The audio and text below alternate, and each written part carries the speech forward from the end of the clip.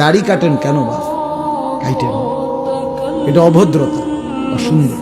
পৃথিবীর কোন গবেষক, দার্শনিক, পণ্ডিত, বুদ্ধিজীবী, কাফের, মুশরিক, বেঈমান, ইহুদি, খ্রিস্টান, নাস্তিক, মুরতাদ, হিন্দু, বৌদ্ধ, পৃথিবীর কেউ, কোন গবেষক, আমি চ্যালেঞ্জ করলাম, কোন বুদ্ধিজীবী, কাফেরও আজ পর্যন্ত গবেষণা করে প্রমাণ করতে পারে নাই যে দাড়িওয়ালা চেহারার চাইতে শেবওয়ালা দাড়িবিহীন চেহারা সুন্দর, হ্যান্ডসাম।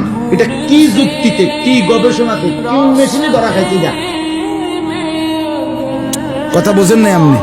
আপনি কদ্দুর জানলে আমারে কদ্দুর দেখাইয়েন, এরপরে প্রমাণ যদি করতে পারেন তো জেনে আমার বিচার করন দরকার, আমি হেনে যাবো বিচারে লেগে।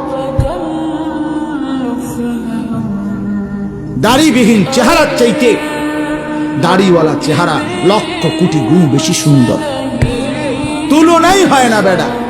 এ তো কাপুরুষের চেহারা বেটা, যে নিজের দেহকে বিকৃত করে, নিজের শরীর চেহারাকে যে বিকৃত করে দেয়, তার হিম্মত কোথায়, সাহস কোথায়, তার পৌরুষ কোথায়, বীরত্ব কোথায়?